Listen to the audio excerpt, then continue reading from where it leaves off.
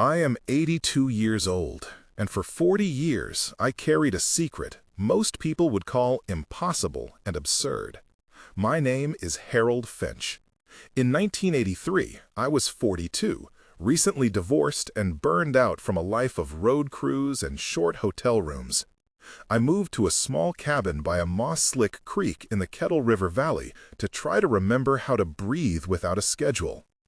One early October night, I woke to a sound that was neither animal nor the wind.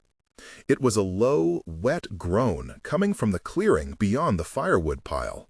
The moon was cut by cedar needles. The air smelled of wet bark and kerosene from my lamp, and my old radio hissed a distant baseball game. At first, I thought it was a bear. Then I saw a shape larger than any man, covered in a coat that shimmered like tarnished bronze when the lantern hit it. I went to fetch a first aid kit instead of my gun. I will tell you why I did that and what that creature, which some call Bigfoot, taught me about patience, shame, and what we are willing to destroy. I have kept journals, Polaroids, and a single tuft of hair in a cedar box. I kept them because I needed proof for myself, even if no one else ever believed. Now I can no longer carry this alone. I had lived a life of small certainties before the creek. My childhood in Akron was all oil smell, clanking radiators, and my mother humming as she mended socks. I learned to measure worth by hours on a time clock. By 25, I was welding bridges, and by 38, I thought a promotion would fix the hollowness. That marriage lasted 15 years and ended in a single winter of silences. When I bought the cabin and left the city, I intended to be a man who fed chickens and split wood and read the same book twice.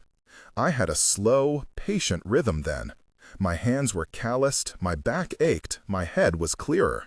The move was also a move away from Evelyn, who refused to come, and from Marco, my brother, who said I was being selfish. In the second year at the cabin, a storm took the top of the old maple, and I was forced to repair the porch at the edge of winter. The first time I saw tracks near the creek, I blamed raccoons. The first time I heard a long exhale that sounded like a lost human, I blamed loneliness. Those small refusals of truth stacked into habits of denial. I started keeping a green notebook in which I wrote times, sounds, and the shape of things. That notebook later became the spine of how I learned to understand what I saw. The backstory matters because this story is not only about a creature. It is about who I had been and who I chose to become. My past was a slow bleeding of priorities. My present at the cabin was an attempt to stitch myself back together. The creek taught me to be patient in listening. The first morning I saw it properly, I was carrying coffee, and the lid slipped and sent a dark ring on the wooden table. The lantern hung like a lonely eye, and the clearing smelled like crushed fern and iron. The creature lay half in the cattails with one shoulder twisted awkwardly, its breath fogging. It had a wound on its foreleg that was raw and angry. I remember thinking of Jonas, the neighbor, telling me that the logging company had been working further upstream. I remember my boots sucking peat as I crossed. I remember the heat of embarrassment when I realized I had a choice. I could go back and fetch help, I could run, or I could sit and do nothing and let the wound fester. I set down the coffee and got my kit. The scene was full of small sensory details that stuck with me. The fur had an oil sheen and smelled faintly of pine pitch. The eyes were the color of river rocks after rain. When I crouched, it turned its head and exhaled a sound that felt like an apology. I said, "Easy, it's okay." It blinked slowly. When I tore cloth, it smelled of wet earth. I wrapped the wound the best I could. It did not flinch. I spoke aloud to it with the same awkwardness I had when learning to apologize to Evelyn years before. "Hold on," I said. "I'll be right back." I left a hunger biscuit and a scrap of shirt, and when I returned, the creature had hidden the ragged cloth, as if hiding something precious. In that instant, I was no longer a man who kept distance. I was someone who had made a small, irrevocable choice to be present. That day began a rhythm. Over months, the rhythm became routine. I would wake, gather firewood, and walk to the creek with a thermos and a pocket mirror. The creature returned on its own terms, often at dawn, sometimes at dusk. It came to the clearing and watched me work with a patience that kept me honest. We did not speak the way neighbors speak, but we spoke often. There were times when I brought fruit, coffee, bandages, and once a folded wool cap that had belonged to my father. I remember Clara, the postmistress who lived 3 cabins down, asking me why I left food out. I told her I was feeding a wounded animal. She went pale and said, "Harold, people will come." I told her to keep the secret, and she nodded, folding a parcel with a careful hand. Tom, the carpenter, built a small raised platform for supplies. Lena, who ran the general store, insisted I take stronger plasters and argued about the ethics of feeding wild creatures. Sheriff Harris came once after a report and stood with his hat in his hands while the creature kept its distance behind the alder. Dr. Morales examined a photo I had taken and only said, "This is not a known species." Marco visited twice, once in anger, once later in tears. Each person named had their own reaction and their own small role in the story. The days were full of tastes and sounds that became vocabulary. The crackle of the stove, the sting of cedar smoke on my face, the taste of cold coffee, the rasp of fur under my palm, the distant hum of a pickup on the dirt road.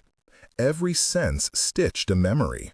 Our relationship taught me things I did not know I needed. It taught me patience. It taught me what forgiveness looks like when it is not a word but a slow habit. It taught me that presence is an action. There were several lessons that came in the form of simple acts. Once, the creature pressed its palm, shaped like a massive paddle, against a small carved wooden figure I had made and left at the edge of the clearing. I found it later, soaked but intact, and I understood that it accepted a token of trust. Another time, I saved a fawn from a trap, and the creature watched from the trees, and, when I was done, it left a strip of moss like an offering. At other moments, the lessons were bitter.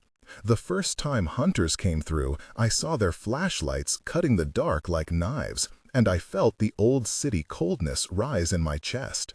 That night, I spoke to the creature with a shame I could taste. "I am sorry," I told it. "We are a mess." It pressed closer and rested its forehead against my palm. That small contact taught me that trust is not a contract. It is a fragile thing we keep with daily care. Over years, this fragile trust changed how I behaved toward the land. I stopped buying packaged wood. I began to plant small native saplings. I wrote letters to a conservation group, and I kept detailed notes in my green diary about changes I saw.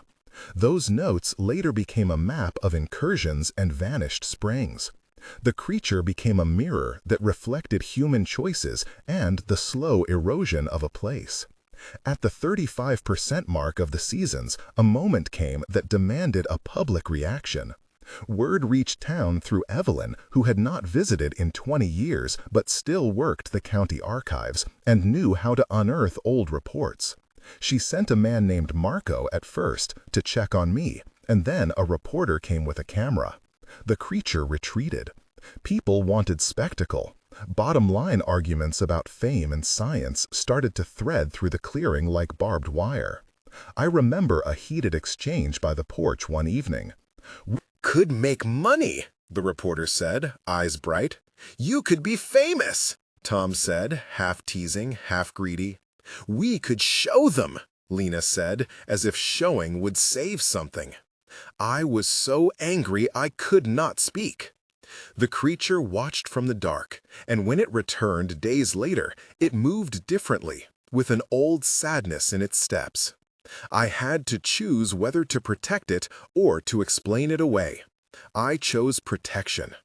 I burned the Polaroids and hid the better ones in a cedar box under the floorboard. I locked the green diary in the trunk of my car. Part of me felt like a coward. Part of me felt like a father. The trade-off was sharp, and it left a bitter taste. The local paper ran a piece with the headline, "Two men claim to see something in the woods, and the forest filled with strangers for a week." Some people left food and candy wrappers, and tracks of tires marred the path to the creek. The creature went missing for nearly a month. The first tension moment came when the creature disappeared. I walked the ridge at dawn with the wind pinching my ears. The clearing smelled of exhaust and fear. I found a torn strap, a smear of blood on a birch, a boot print not my own. I remembered Sheriff Harris saying, "We need proof to act," and I felt the absurdity of our rules. For 3 nights I heard chainsaws far away. I refused to believe they had harmed him. For 24 days I refused to sleep more than an hour at a time. On the 25th morning, I woke to a sound like a great tree exhaling, and there it stood at the edge of the clearing, limping, its coat dulled with ash. It looked at me, and then at the empty spaces where saplings had been cut. I pressed my hand to its shoulder and felt ribs where there should have been muscle. I whispered, "I am sorry. I did not know how to stop them." It made a small, soft sound that I decided was forgiveness. That sound was a lesson that scars do not always show, and that human choices can make wounds that last a lifetime. The second moment of tension was a direct confrontation with hunters who arrived months later. They came with labels and names and cheap courage. "There is money in this," one of them said, pulling at the collar of his jacket. "Government will pay," another added. I placed myself between them and the clearing. We argued for an hour in the rain. My dialogue with them was long and clumsy. "This is a living thing," I told them. "It is not for you to decide." The lead hunter laughed. "And who are you to say that?" he said. I told him my name, my age, the nights I had sat with the creature. He sneered and said he would call the county. Sheriff Harris arrived then, breath visible in the cold air. He wore his badge like a weight and said, "We need evidence." I offered him the cedar box with the tuft of hair and the Polaroids. He took them with hands that trembled. His voice was soft when he said, "I will try to keep them safe." The hunters left. That exchange cost me trust in my community and gained a bureaucratic kind of safety. The creature watched from the trees like a judge, and that stare taught me about pride and about the ugliness of asking for permission to protect something that should be protected by instinct. The third tension moment was the day the logging trucks came to the upper ridge during an especially dry August. The sun turned the leaves brittle, and the air tasted of sawdust. A man named Jonas who worked for the company claimed the land had rights and permits. Lena came to my cabin that afternoon with her hands covered in flour from the store and said, "Harold, they will cut everything if we do not act." I wrote letters and took photographs. The company promised replanting, but their schedules were numbers on a page. One night, the creature walked into my kitchen as if to see what I would do. I said nothing, and it sat on the floor, enormous and weary, and rested its chin on my knee. My hands shook as I put a bowl of stew by its feet. I promised to fight. The next day, I stood at the highway with a stack of petitions. People honked, and some shouted. Evelyn spoke to a council member on the phone and then to me and said, "You cannot do this alone." Marco appeared in the crowd, and he had a sign that read, "Save the Ridge." The creature left a clump of moss and twined roots at my doorstep that night, like a thank you. The fight lasted months. In the end, the company agreed to a smaller cut and a protected buffer near the creek. It felt like a small victory and like a compromise that hurt. Through all this, the creature taught me about what it meant to be human. It taught me to slow down and to notice small things. Once it placed a small stone on my palm, smooth and warm from the sun, and looked at me as if to say, "Remember." I learned the value of listening to water. I learned that forgiveness is not erasing wrongs, but continuing to sit at a table with the person who hurt you. I learned that presence is a hard responsibility. My hands, once used to wrench bolts and move scaffolding, learned to gently soothe. My fingers remembered how to tie bandages, and my tongue relearned how to apologize. The town learned too. Clara started a volunteer group. Dr. Morales filed a note at the university. Sheriff Harris ensured fewer strangers trailed my driveway. Evelyn and I spoke on the phone and reconciled enough to be kind. These are small acts that together shifted the scale. There were also moments of comic tenderness. Once, I found the creature sitting in my rocking chair, small wood chips between its toes, watching a baseball game flicker on the old television through the window. I muttered, "You have bad taste," and it looked at me as if to say, "You should see your hair." The creature showed curiosity about simple human objects. It seemed to enjoy the smell of coffee, the weight of a sweater, and the sound of the radio.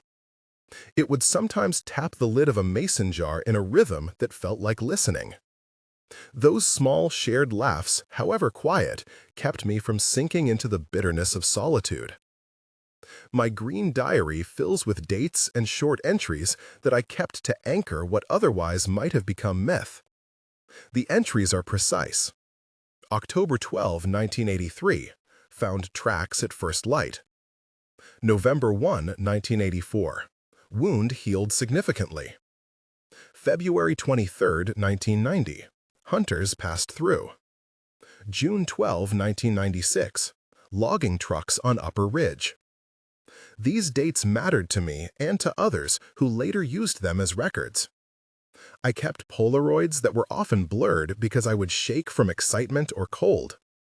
I kept a tuft of hair that I cut from a stray snag and placed in a cedar box which I handed to Sheriff Harris with the understanding that he might hand it to a lab one day. He never promised publicities. He promised discretion. Time changed both of us. The creature aged in ways I could measure. It moved slower, slept more, and once its breathing became shallow on a rainless summer afternoon. I found myself making stew more often and leaving it on the porch. In the final years, our visits became shorter. I visited less too, because my knees made long walks harder. We adapted. Once, 3 years after the trucks had left, I walked to the clearing with the help of a cane and found the creature lying on its side like an old log. It reached a huge hand toward me, and I took it in my 2 hands and felt the heat of life in the pads of its fingers. I told it everything I had never told another person. "I am sorry for the times we failed you," I said. It made that soft, forgiving sound again and pressed a pine cone into my palm. We sat until the light decided to go. That was the last time I held its hand. The final visit was on November 2, 2012. The creek had swollen earlier that week, and the air smelled like old rain. I had a cold that made my chest rattle. I walked to the clearing with my cane and a thermos. When I found it, it was smaller in its movements, but its eyes were sharp. In the way that matters, it touched my knee, and then my face, and then it left a smooth stone at my feet. I kept that stone. I wrote the date in green ink in the diary. It left me with a lesson wrapped in a small gesture. The next spring, I found a single sapling in the buffer we had saved that seemed to have taken root because of extra care local volunteers had poured into the soil. The sapling was a quiet promise. I still have things. The cedar box holds a single tuft of dark hair. The Polaroids are kept in wax paper envelopes, and my green diary sits on a shelf under my copy of a field guide. The evidence is for me as much as for anyone else. When people ask for proof, I hold up a photograph with a shaking hand and say, "You may not believe me, but I know what I saw." Over time, the town learned to be protective. Lena organized a cleanup after tourists left trash. Clara set up a small fund for trail repairs. Marco helped plant the saplings. Each person who did something small added to a larger net of care. I want to pause here and speak directly to you for a moment. If you are feeling skeptical, curious, or moved by this story, that is natural. I felt all those things when I first faced the truth. Have you ever had an encounter that changed how you sit with the world? Type yes or tell a brief sentence starting with "I once" and share it. Your comments matter because they help others see they are not alone, and they help me decide what to tell next. Community stories remind us that we are a chain of small hands and small choices. Now, let us return to the years that followed. The last decade of our companionship was quieter and marked by small acts of caretaking. I mended fences to deter curious dogs, I left notes on trees to warn hikers to be quiet, and Dr. Morales would sometimes visit to take non-invasive samples under careful agreement. We never captured the creature on film the way a tabloid would want.